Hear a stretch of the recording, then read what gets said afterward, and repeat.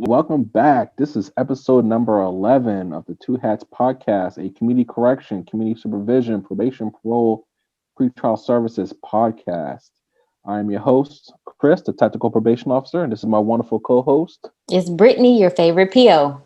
And we have another great interview for you guys today. We are interviewing Matt, and we're going to go ahead and jump right into that episode. Matt is a adult probation officer, I believe. Yep, adult. Adult probation officer in Warren County, Pennsylvania. We were actually just chatting before the podcast started because I was a juvenile probation officer in Westmoreland County in Pennsylvania, which is right below Pittsburgh, and he's an adult officer up in Warren County, which is up by Erie County, which is out there by the Great Lakes, close to New York. So we do have a little bit of knowledge of how everything works up there in PA. So, Matt, go ahead and introduce yourself to the people. Hey, everyone. I'm happy to be here. Thanks for having me. Thank you.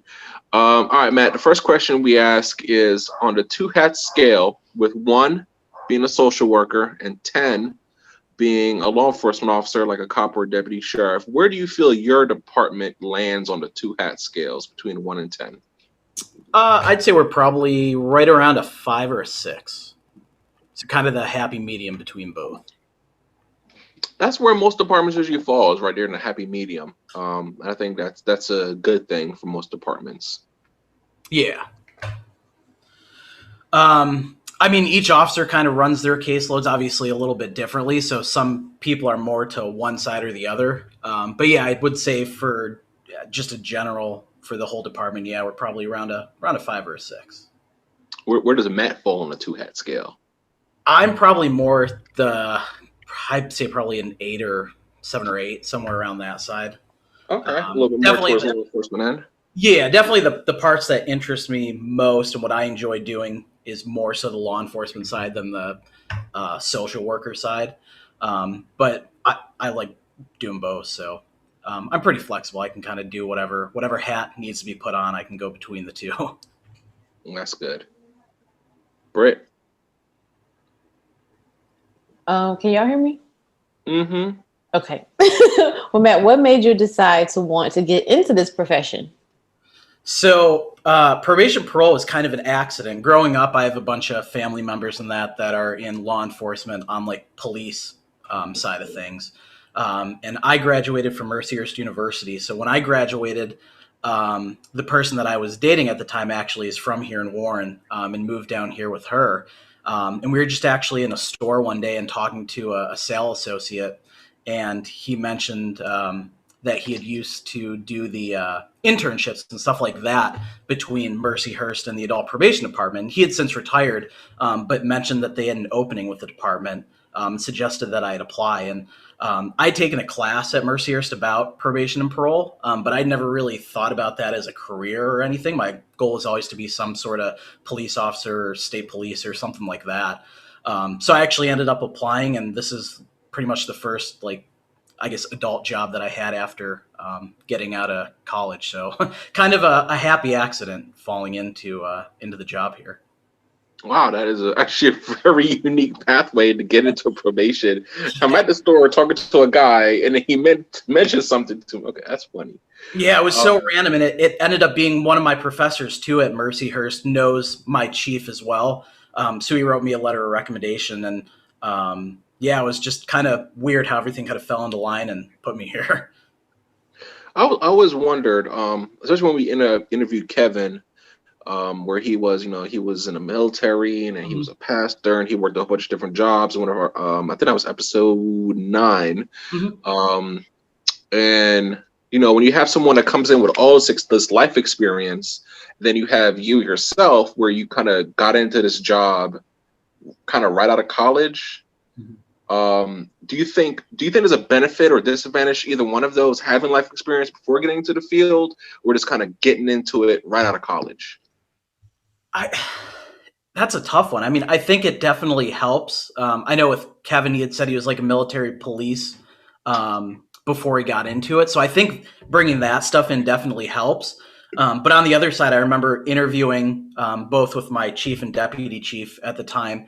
They had said they kind of liked that I didn't have any prior knowledge because they could mold me to the way that they wanted me molded. So I think there's benefits to both.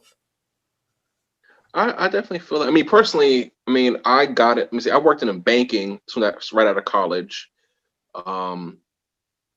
Then I went into being a counselor working with juvenile delinquents before I got to probation. So I feel like I had some life experiences. I think, especially doing the banking stuff, working like customer service, you really learn a lot about how to like talk to people. Right. Kind of how, especially working on the sales side of banking, kind of like how to get people where you want them to get to. I definitely feel that has paid off and has helped me when it comes to, working with the offenders, especially tying it into motivational interviewing and other evidence-based practices. What about you, Brittany? What do you think? Do you think this is a job you should get into right out of college, or you should have some life experience first? I kind of agree with Matt. I feel like either way is good. I didn't have any experience with criminal justice at all. Like I come from a customer service background, so to speak, and then also from the health profession. So like what you said, your banking experience working with people, I think any customer service experience will be relatively important to start doing this job, even if you've never been in criminal justice before. I'll definitely agree with that. All right, so Matt, before we get more into specifics about the job, tell us a little bit about you as a person. Oh man. I mean, I guess outside of probation parole, I played hockey growing up. So played hockey through high school, played hockey through college. So like coaching, I was a goalie for hockey. So still play hockey on the weekends. Goalie coaching is kind of like a side passion of mine. So I know you kind of talked about this in a few other episodes, but having that like side passion to pursue to kind of get your mind off of working probation parole and just relaxing is always something important to have. So sports are probably my, outside of work and criminal justice, sports and that are my other passion. Yes, definitely very important in this job, as stressful as it is, and we know this. You have to have a healthy outlet. So that's definitely good. All right, so you mentioned that you do adult probation and parole. Now in Pennsylvania, it's a little different because I believe, so the county I worked in, we had the juvenile probation office was a separate entity than the adult probation and parole office, and then there's also state parole, which deals with people coming out of prison. Now on the county level, the adult probation and parole office, the parole is for people that served jail time, not prison time. Correct? Correct. Yep, that's how we are. So we have we're probation and parole, so we get the people that are sentenced to probation in lieu of jail, and then we also have the parole caseload that does some sort of county jail time and then gets released after that as well. Yeah, but that's definitely different than state parole, which does with people getting released out of prison.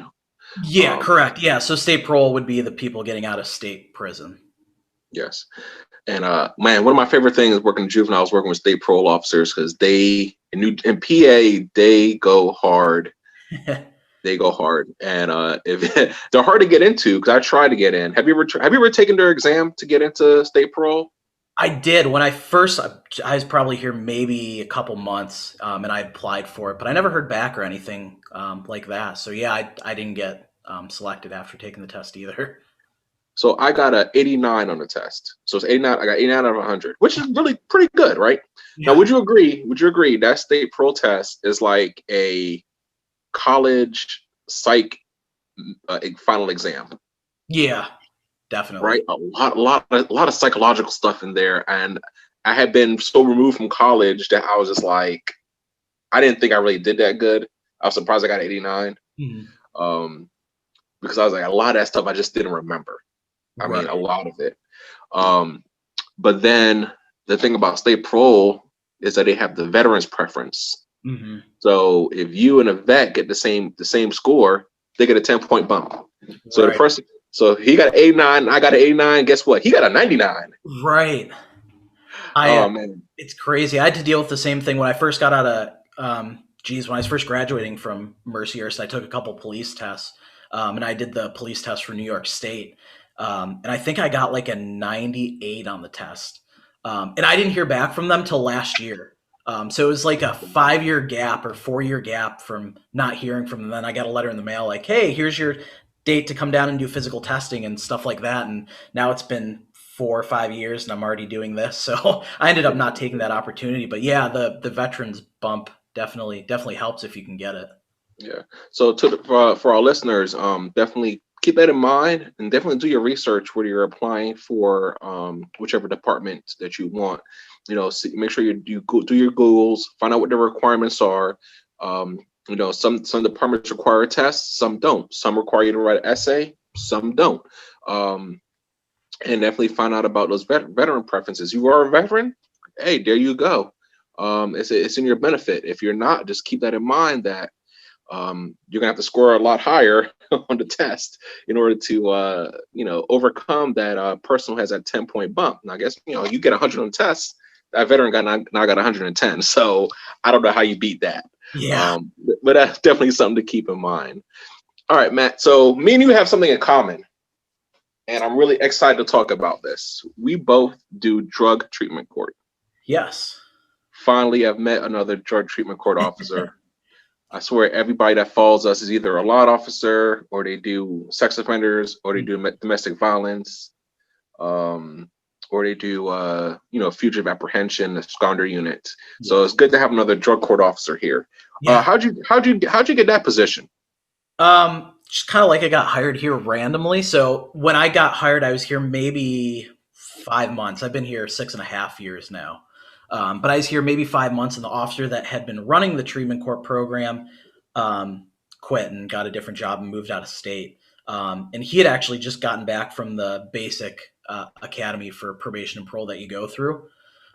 So while he was at basic, I kind of covered treatment court for him. So my chief was just kind of like, well, you kind of already know what you're doing. Do you want to just take over the position of being probation, parole, or of being the treatment court supervisor? So I ended up taking that and doing that. So kind of a happy accident.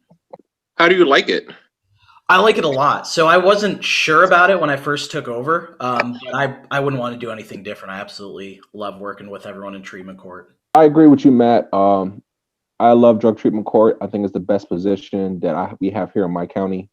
I don't think there's any other position I would want. They offered me gang unit, and I really did consider it for a while, but I ended up turning it down because I didn't want to change office buildings because we have 3 offices in my county, and I'm at the courthouse. I didn't want to change from being at the courthouse because the courthouse it's just cushy. You have the clerks are there. If you got to do file any kind of paperwork, you don't have to travel from the one office to the courthouse to do stuff. Everything is right there. I really didn't want to change that, even though I really did consider the gang unit. But then drug court opened up. I put in for that, and I got picked. And I got to say, it's probably the best thing ever. So, how does your drug court? Tell us about your drug court and how it runs. So we're a hybrid court. So we have offenders who are DUI as well as drug offenses. Mm-hmm. So our program takes about 18 months to 2 years to complete. Once you get into treatment court we have 5 different phases that you go through. Phase 1 and phase 2 are pretty much the same. They meet with me twice a week. They're drug tested randomly twice a week. They come and meet with the judge for like a weekly court review once a week. And then they obviously have their drug and alcohol counseling, whatever other programs that they might have to do. And then that's a 20-week. Each phase 1 and 2 are both 20 weeks.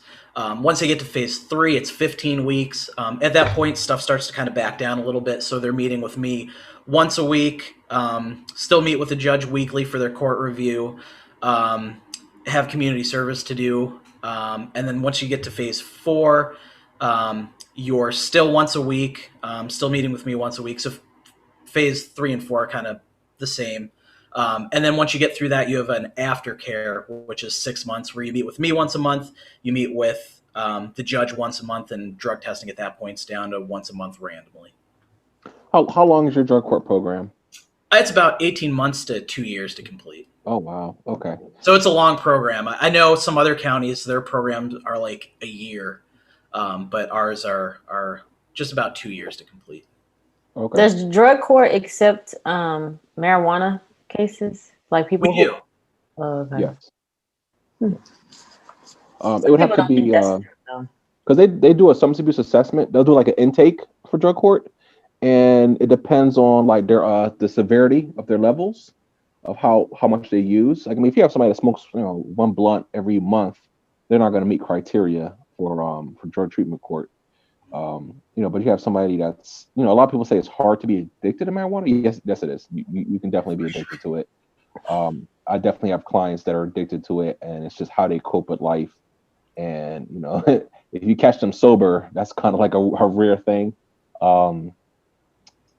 But like I said, it depends on where they fall, like how severe their addiction really is. Now, so for people who get into drug court, do they have to have residential treatment already, like in their past? Do they have to have gone through that in order to qualify for drug court, or it doesn't matter? So for our county, our treatment court is kind of supposed to be the last stop on the county line before going to state prison. So everyone in our treatment court program, if they wouldn't have gotten into treatment court, would have been going to state prison. So that's one of the requirements. You have to have a sentence where you have obviously at least the 2 years to complete the program, have some sort of failed treatment in the past. So some sort of, it doesn't have to be residential. It could have been outpatient services or something like that, but some sort of failed prior treatment history.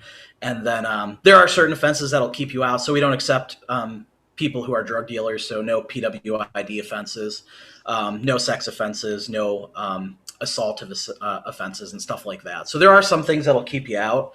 But if it's like a DUI or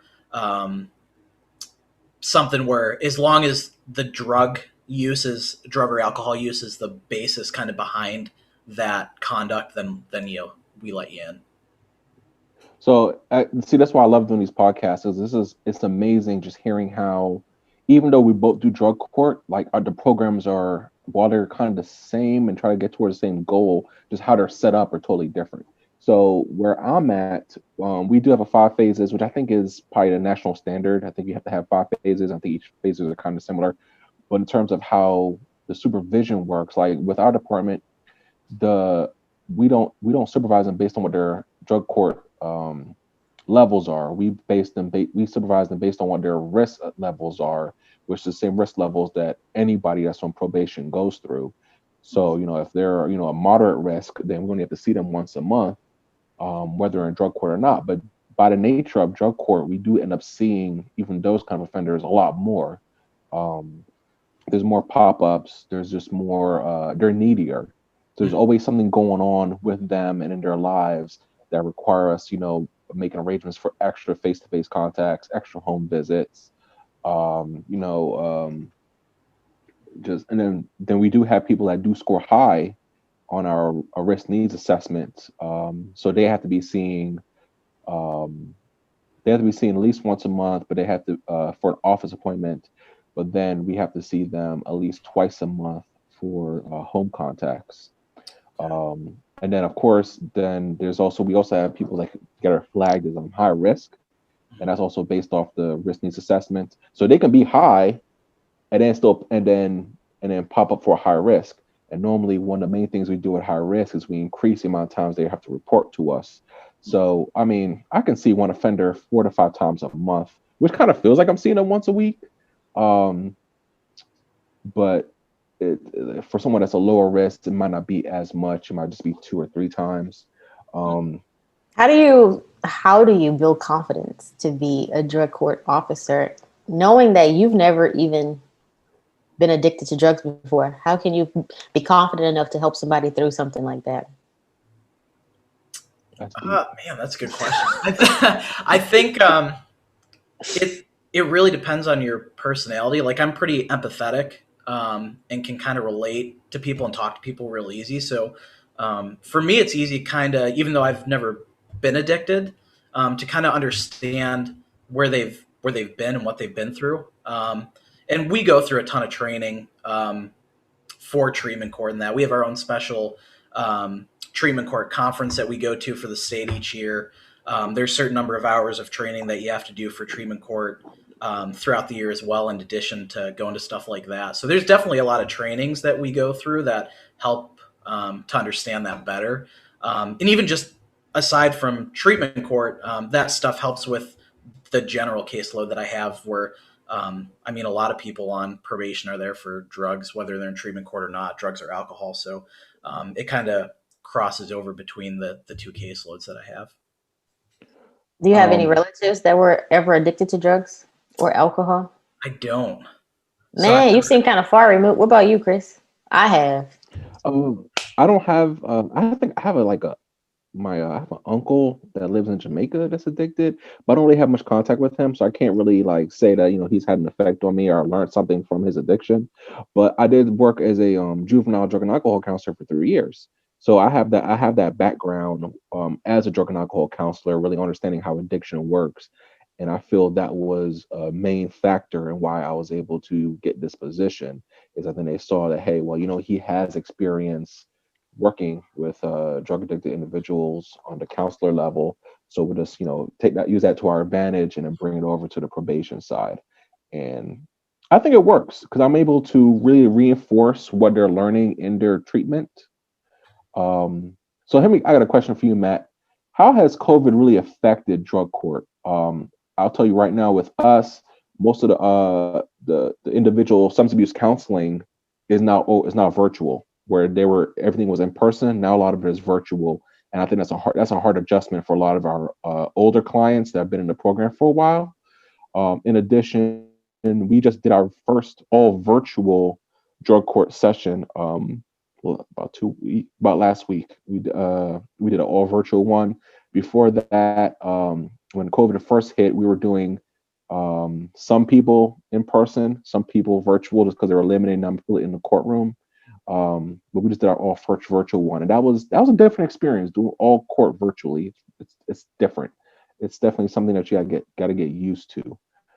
So how has the Rona affected your drug court and your ability to supervise? It's been interesting. So when everything first kind of shut down last March, Warren County really didn't have any cases. We were at like 3 or 4 cases. We were single-digit cases for the longest time. You guys are pretty rural, right? Yeah, we're real rural. So our big explosion of cases just happened in the past month and 2 months. So back in March, when everything shut down, we kind of ran like a skeleton crew.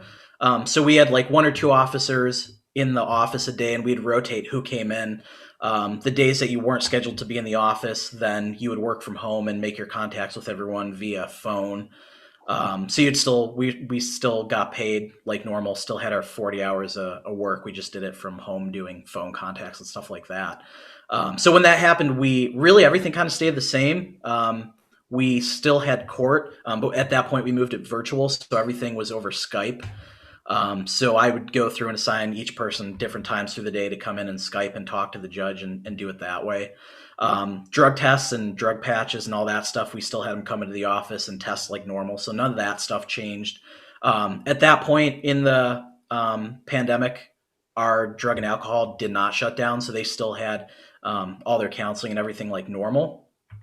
With our explosion of cases the past couple months, we've had to go back to doing treatment court over Zoom.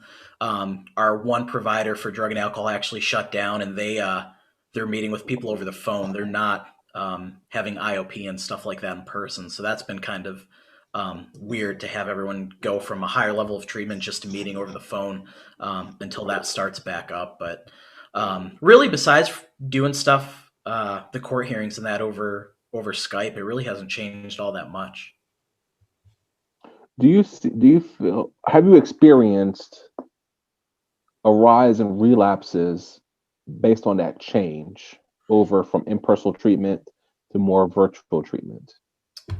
I thought it would be a lot more for our treatment court people, but so far it hasn't been all that bad. I definitely have had people say that they prefer in-person counseling and in-person like A or any meetings. So I know people have definitely felt that difference, but as far as more relapses, I mean, it's kind of stayed steady the whole time. I wouldn't say that it's gone higher or lower. Okay. So one of the phenomenons that I've noticed with drug treatment court, and maybe I'm interested to see if it's the same thing for you. What I realize with drug treatment court clients, they're either in compliance or they abscond. There's nothing in between, right?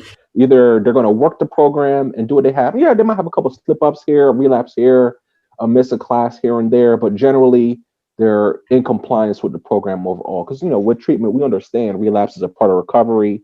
You might get a sanction, you might get a slap on the wrist or something like that. But overall, they're in compliance, and then on the other end, they just take off. There's nothing in between. It's either compliance or abscond. Is that the same thing for you? Have you noticed the same thing? Yeah, so either they're doing awesome and everything's going super smooth, or we don't have a ton of people abscond, but they'll just blow up the drug test cup and be positive for everything and stop going to treatment, and they'll still come in and report, but they just won't go to treatment. They won't do all the things that they're supposed to do, and then at that point they just kind of earn themselves a trip to jail. But yeah, it's definitely either they're doing awesome, or then it, for whatever reason, just implodes and they kind of self-destruct. You guys, they see their judge every week. Yeah, for phase 1 and 2, it's every week. Once you get to phase 3 and 4, it's bi-weekly, and then aftercare is once a month. Okay, yeah, we do court bi-weekly, and then once they get to aftercare, they only have to come to one out of the 2 court sessions in a month. So that's a little different. Now, with our program, we leave a lot of the sanctions and arrest type things to the judge. So let's say, in my position, I'm able to put you on ankle monitor. As a probation officer, I can put somebody on ankle monitor. I can increase their reporting. I can do quick dips, or I put them in jail for 2 to 3 days. Let me see what else. I could mandate certain different kind of treatments and things like that. But in drug court, what we try to do is we try to save all those things that a probation officer can do as a sanction for drug court, and we try to leave that for the judge to decide. Is that kind of how your program is set up? Yeah, we're pretty much the same way. The judge is the ultimate decider, I guess you would say. There's some things. So since we're a small county, it's weird. So I'm the supervising probation officer for everyone in treatment court. And then I'm also the treatment court supervisor. So I run our entire team for treatment court. So there's some violations where I can put them on that sanction without approval from the judge, whether it be like GPS or scram, alcohol monitoring, stuff like that. But the big sanctions, delaying their phase, move update, putting them in jail, unless it's like an immediate danger to themselves or others, we kind of leave that to the judge to decide what the final punishment's going to be there. And of course, you guys have the softer sanctions like write essays. We don't really do too much community service in drug court. Normally just write an essay or have them participate in a small team meeting, or increase the number of NA or AA meetings they have to go to. You guys do those kind of soft things too? Yeah, so our big ones are they have mandatory community service in phase 1 and 2 that they have to do anyways, but they can get some community service added, extra writing assignments, have their phase move update dropped back, or they could potentially restart that, increased treatment, stuff like that.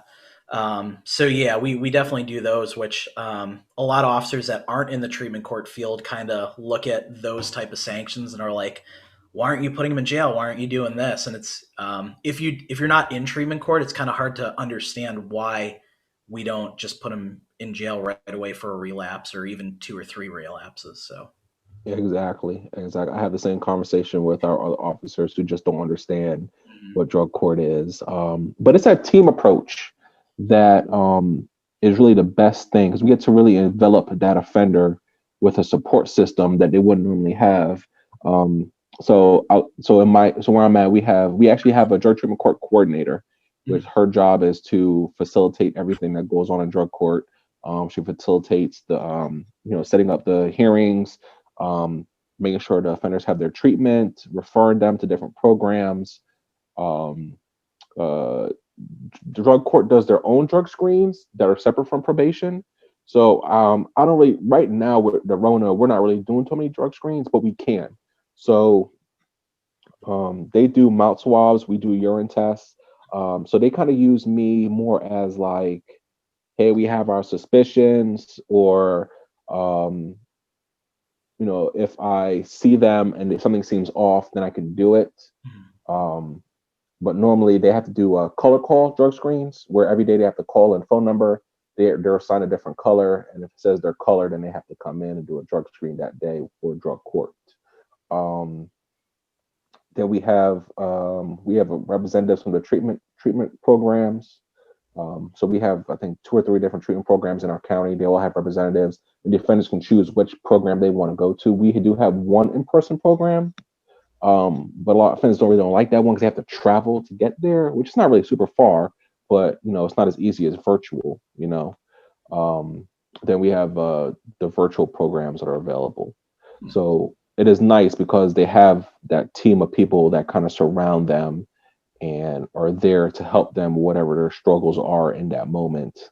And they have, of course, their counselors are part of that treatment team too. So is that how you guys are set up? Because I know you said you're also the supervisor for the program. Yeah. Whereas opposed to we actually have a separate position that is the actual coordinator for the program. Yeah. We're so small that I kind of do both of those jobs. So we're set up pretty much the same way. So our team's made up of the judge, myself, public defender, one of the sheriff's deputies.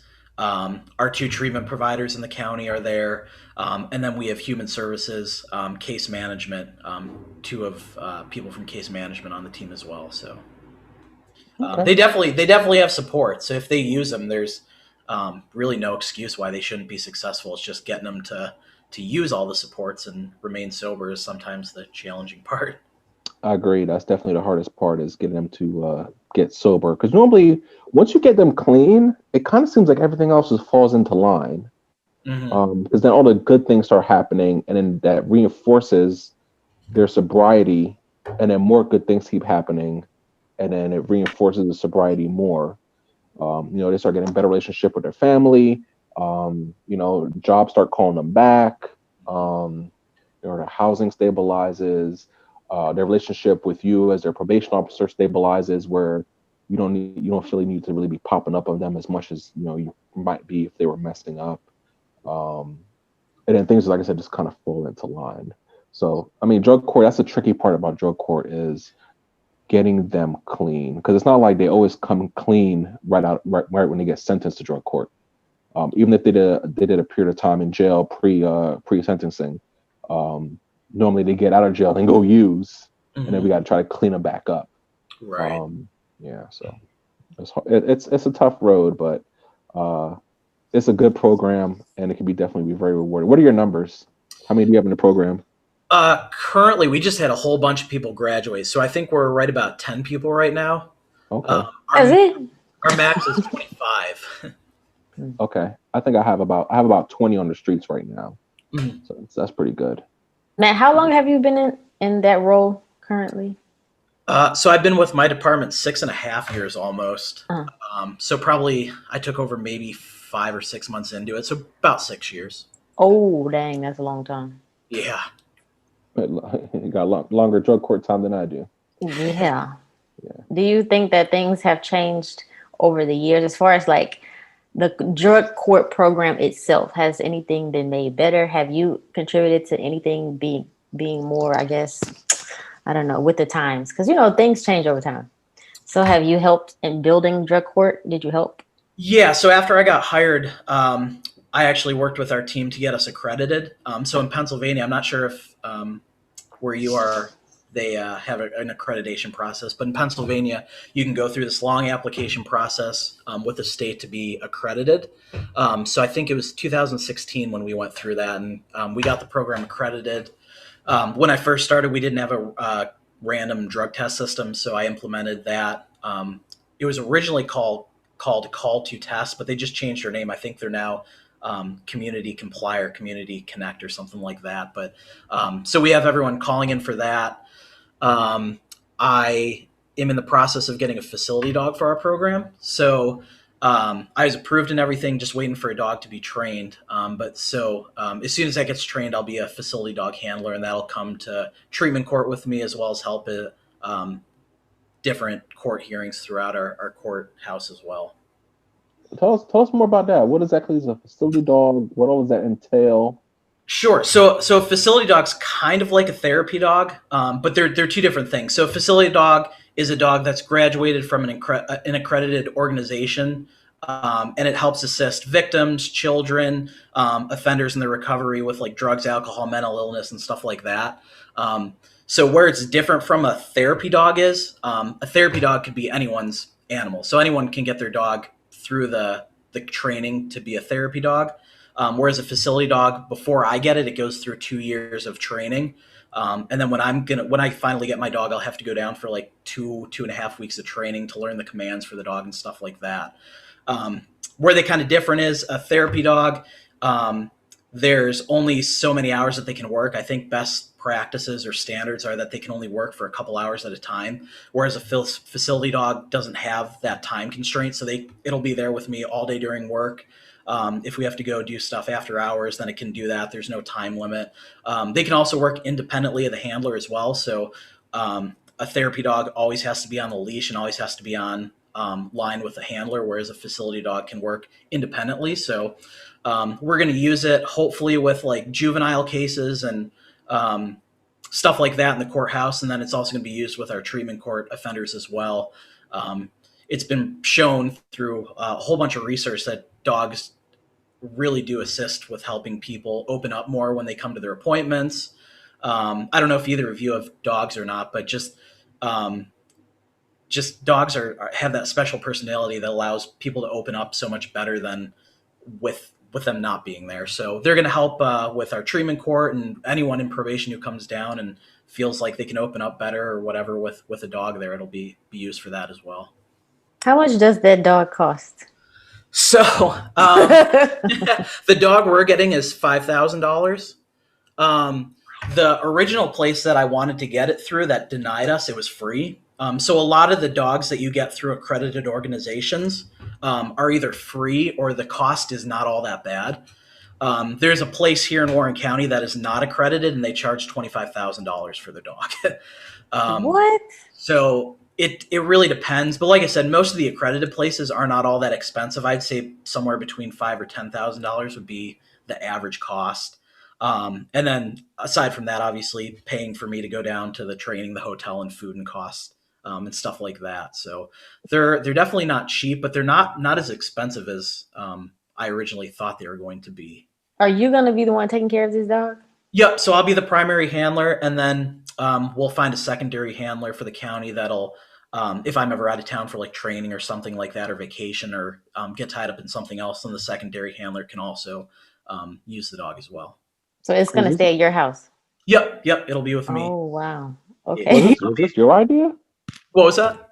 Was this your idea to get it? It was. So I can't remember how I first found out about it, but I think I was reading a news article and it talked about another county in Pennsylvania that had a facility dog. I was like, that'd be great. It would be awesome to have a dog around the county to help with like victims and help our treatment court people. So I originally pitched it to my chief and he's like, yeah, if you want to present that to the commissioners and the judges, go for it. I don't know if they'll go for it or not, but you can try. So I got a whole bunch of research together. I started doing this. Now it's probably been 2.5, 3 years. But I got all the information together. I actually paid for myself to go to Seattle and went to the International Facility Dog Conference that they hold out there just to talk to other dog handlers and get a better sense of what the dogs do and all that kind of stuff. So I went out to Seattle, went to that.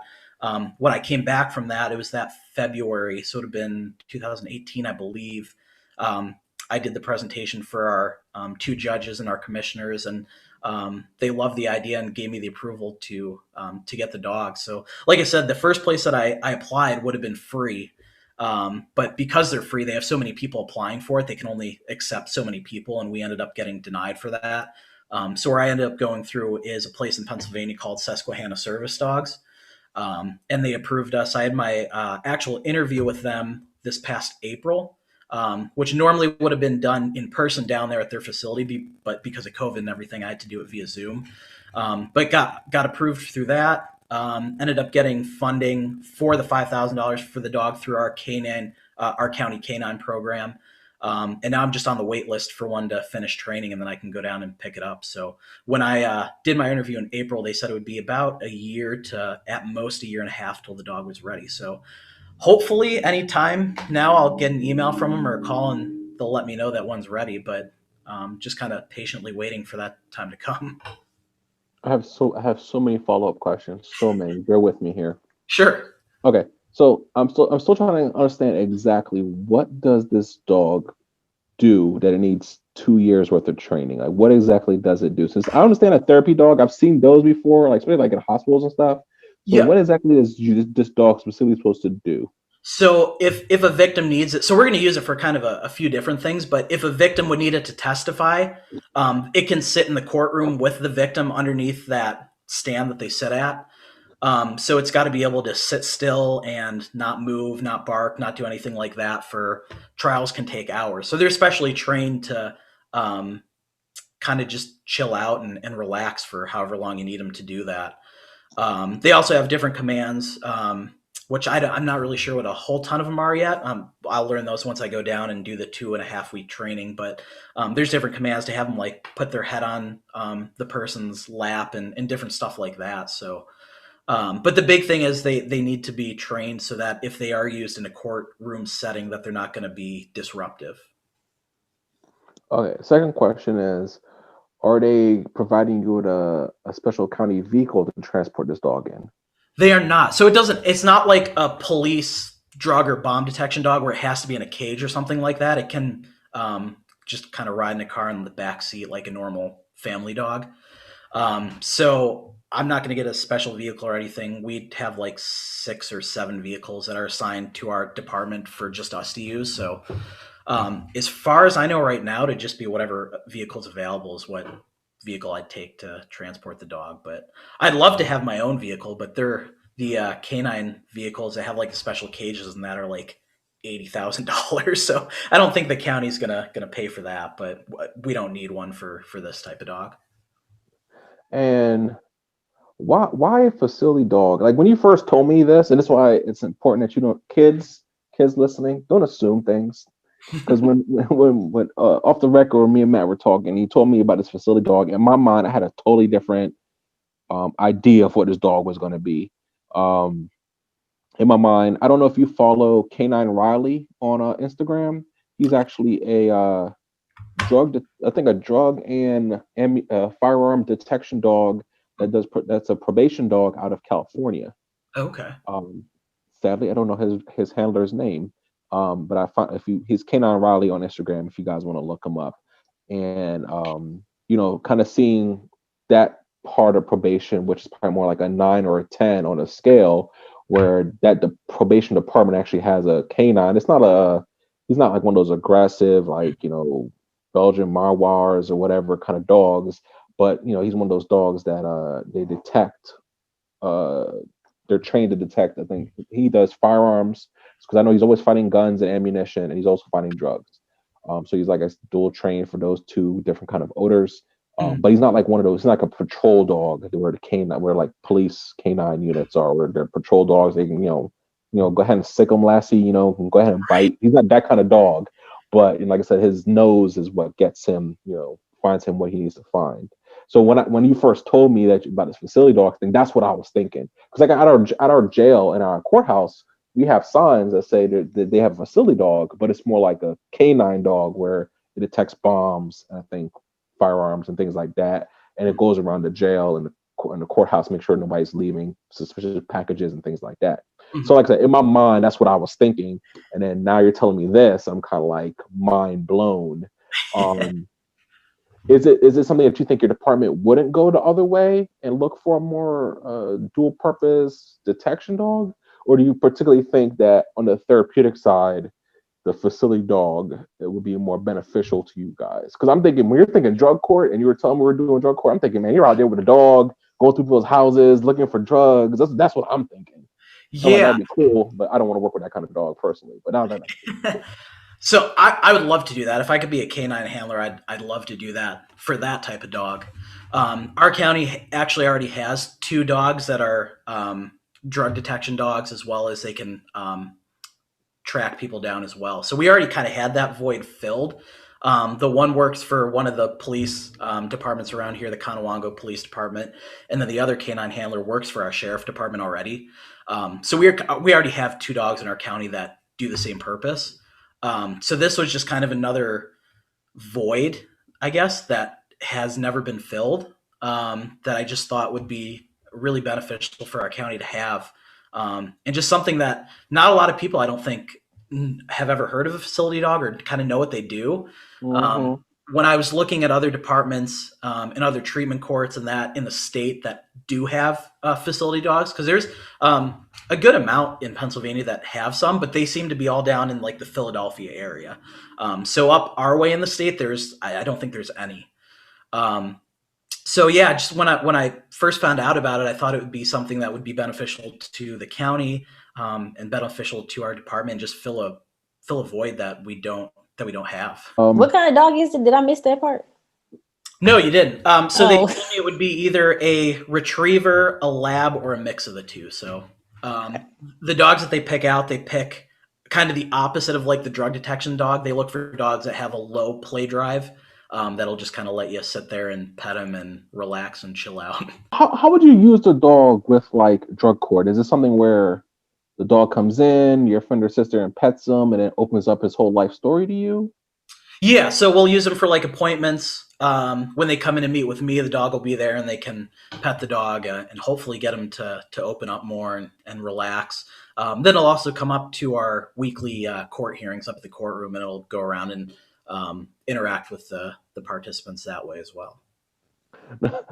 How many offenders do you think are going to be thinking this is a drug dog and they're going to be scared of their mind? I mean, I don't know. That's a good question. I know when I first started looking into this, I had asked a bunch of people in our treatment court program at the time what they thought of the idea of having a facility dog, and I don't think there's one person that said that they wouldn't want the dog. They're all super excited and we're like, when are we going to get it? Are we going to have it like next week? So I know it's definitely asking the participants. They're definitely for it. Everyone in my department's super supportive of it and are excited to have a dog. Because I mean, studies have shown as much as it helps the participants and all that kind of stuff, it also is a benefit for everyone that's working with the dog on our side, as far as all my coworkers and everyone else in the courthouse. So it definitely will impact a lot of people. How old are you? I'm 29. Okay. You look 29. You look young. That's what I'm trying to say. Like, he look young. He had all this experience. That's pretty dope. You know what? I might put that in the podcast. Do you mind? No, yeah, not a problem. Okay. A lot of people want to know, like, am I too young? Am I too old? Blah, blah, blah. They ask age questions all the time. Yeah, it took a little bit to get used to, because when I first started, I was 23, I think, maybe 24. I'm pretty sure it was 23. And then supervising people that are like 60 is kind of a weird dynamic. And now, I mean, it doesn't faze me at all. It's just I'm used to it. Right. But yeah, when you first start, when you're that young and you're supervising people that are like 20, 30, 40 years older than you, it's a bit weird, but you get used to it and you just have to do your job. And they always bring it up too. They're like, "Oh, you're young enough to be my daughter." Okay, so I used to get that all the time. I'm on the ticket of jail, though. Yeah. Right. Yes, they just couldn't let it go. I don't know why. So, Matt, what do you think about the podcast? It's interesting. So I've listened to, I think, pretty much all of them. And I actually showed my coworkers the podcast too, and I told them that I was going to be on it, and they started listening to it as well and thought it was super interesting. So, oh, thanks. yeah, so it's nice because a lot of people, I think, they overlook probation and parole, and to have somewhere where you can talk about it and people kind of can understand a little bit better what we do as a job is super interesting. It kind of blows my mind that there's so many people in the system or on probation or parole, but still a lot of people don't understand what it is that we do. Yeah. That doesn't make sense to me. And yeah, we're the redheaded stepchild. You know, they really don't understand it. Some people think we're social workers. And some of us are right now, and then some of us are more towards the law enforcement end, like Matt. So it depends. That's why we wear two hats. Definitely appreciate you telling your coworkers and definitely try and get us out there. Sure. I mean, that's the goal, is to really share this field with those that are already in it and those that want to get into this field. Because even talking to you, we both do drug court, but our programs are so different. Even though they both have the same name and they're both working towards the same goal, the programs are different. So it just shows you that however you want to approach this job, um, you can be it. If you want to be more towards the Brittany end, you can do that. If you want to be more towards the Matt end, you can do that. If you want different kind of specialty caseloads, you can do that too. And I mean, there's more specialty caseloads out there that we haven't even covered yet, like gang units, and I know there's veteran court POs. We haven't had a juvenile probation officer on yet, so that's something we're going to be working towards. And then definitely, on a parole side, they have different kind of units too. So that's our goal. That's hope we're achieving that. We appreciate your support. Sure. Do you have any questions for me, Brittany? The only thing I thought about, do you guys, either of you, use drug patches at all for monitoring drug use? Yeah, they used to do that in my county. Well, they still do. No, we don't. We do, the drug court does the mouth swabs. Okay. And then we do urinalysis. Okay. The little dipsticks. Okay. We just started using the drug patches 2 years ago, maybe. So they're still fairly new for us, but they're real handy. I like them a lot. Tell the people more about the drug patches. So a drug patch, it gets put on the person's, you can put it like on their arm, on their shoulder blade, lower back. And it kind of looks like one of those nicotine stop smoking patches that people put on. But it has a little patch in there that you wear the patch anywhere from like a couple weeks to a month. And it just absorbs your sweat as you sweat naturally throughout the day. Once you remove it, you send it into a lab and they analyze it. And if you've used any drugs, the drugs get excreted through the sweat enzymes and collected in that patch. So it's basically a 24/7 drug test for 2 weeks or a month. Our offenders would change it every 10 days. They would go get a new patch. Yeah, it's weird. So some people, like, we can leave it on for a month and it looks brand new, and other people I have them in every single week to get it changed. So it's interesting how some people's body chemistry it works really well with, and some people it hates to stay on them. Mm-hmm. So how do your offenders take to that? A lot of them like it because, surprisingly, or not, a lot of people don't like having to come in for drug tests and having to pee in front of someone. So I think a lot of them like it just because it's on their arm. They can kind of forget about it. And then it's a constant reminder when it's on them that they can't use drugs. Obviously, there's the people that mess with them and they'll take them off or try to tamper with it. But for most of them, I think they appreciate it being just like a 24/7 monitor for them. I just feel like we had that here. I just feel like the public defender would try to find some loophole or complain about that. They would complain about everything, though. I mean, that's what public defenders do. That's their job. Our job is to try to counter that because they can put up some very persuasive arguments to a judge that might want to have an open ear. Yeah. Have you had any public defenders challenge that? We have, because the offenders challenged it. So the drug patches, at least that we used, have been tested and put through. They're able to be used for like federal jobs and stuff like that. So they've been scientifically backed and studied, and they're legit.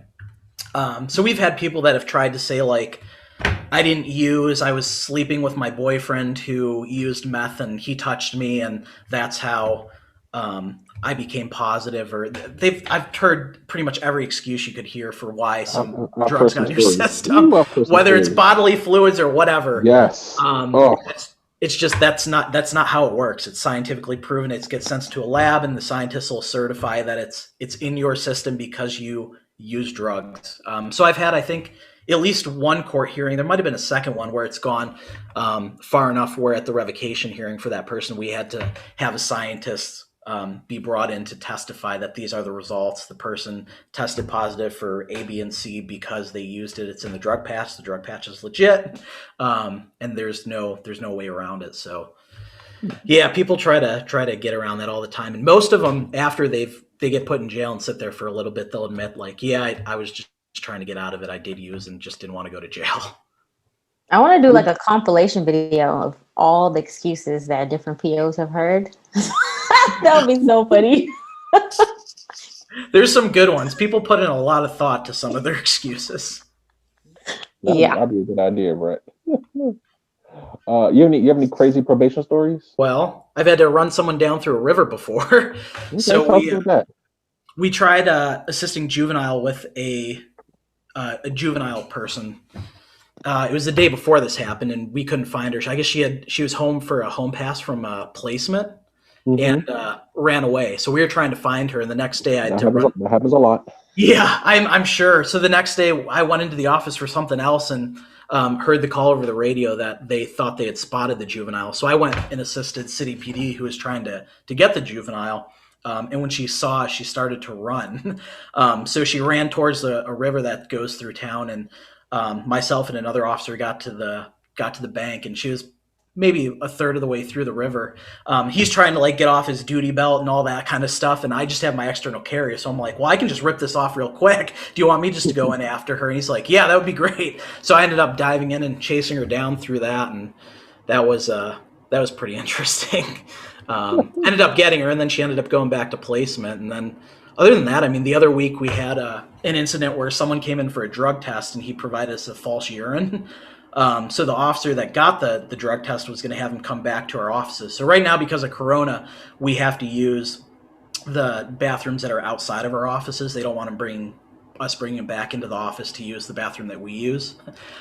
So he is walking him from there towards our door, and there's an exit in our office. We're in the basement of the courthouse. There's an exit to go outside.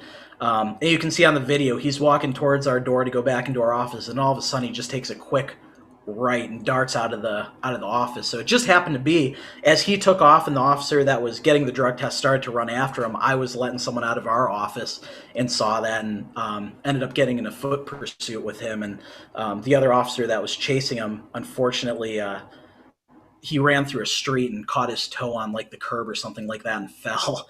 And ended up hurting his hip pretty bad. But I ended up catching up to him and having to tackle him, and I tackled him. I hit him pretty hard. It was like a full speed sprint. It was a court day, so we both had our firearms on us, but neither of us had handcuffs on us. So we kind of just had to pin him to the ground, and he was not being cooperative. So the one officer kind of had control of his upper body, and I had control of his lower body. We just had to wait till someone walked by and we flagged him down and had them call City PD, and within 2 or 3 minutes after that, a swarm of them came and backed us up, and we ended up getting him in cuffs. And he was high on meth, but so that was the only foot pursuit I've been in so far. But it was. So what violations did he face, and did he face any new charges? I think they did give him new charges. Disorderly conduct, I believe, was what they charged him with. I know they were originally going to try to charge him with escape because he was in our custody and then ran, but I guess the DA didn't want to pursue that charge. So I think he only got the disorderly conduct, and then the charges that he was on, he got revoked on that. And I think they actually charged him with providing false urine as well, because that's a ungraded misdemeanor, or a misdemeanor 3 in Pennsylvania. All right, Matt, we appreciate you for being a family member in the Two Hats podcast. We appreciate your time today. I think we dropped a lot of knowledge for other family members out there. So as you're talking about drug court, I learned a lot about a facility dog, because it's definitely not what I thought it was. So we wish you the best of luck with that. And I'm pretty sure once you get your dog, you'll definitely give us some pictures so we can put those up and share those with the rest of the community. Do you get to wear a canine shirt? No, probably nothing cool like that, huh? I don't know. I haven't thought about that yet. I think we kind of get control over what our shirts and stuff like that. So I could potentially make one if I wanted to. So that'll be a bridge that I cross once we get to that point. I'm telling you, I can't wait for the first time we bring a dog into court. All the offenders are gonna be like, oh no, it's a drug dog. It's a drug dog. You're like, no, it's a facility dog. It's nice. They're like, nah, I don't trust it. But again, we thank you for coming on today. We thank you for your time. And you make sure you're safe out there, okay? Especially when you're chasing Absolutely. people through rivers. Yes, I appreciate it. Thanks. Once again, I want to thank Matt for joining us on the podcast today. He taught Chris and I a whole bunch, especially about this dog that he has coming to the team. I know Chris wants one secretly, don't you, Chris? No, I'm good. I'm good. I got my little 13-pound dog. I'm happy with him. I don't know what I'm gonna do with a bigger dog that does anything else. So, family, go ahead and tap in the comments. Let us know if you guys have some type of service dog like that in your area, or if you'd be interested in something like that. Don't forget to follow us at the Two Hats Podcast Instagram account. Also, we are uploading episodes every Wednesday to YouTube, Spotify, and Anchor FM. In case you guys want to just listen over the car, over the web, it doesn't matter. We're here for you. You guys have a good evening.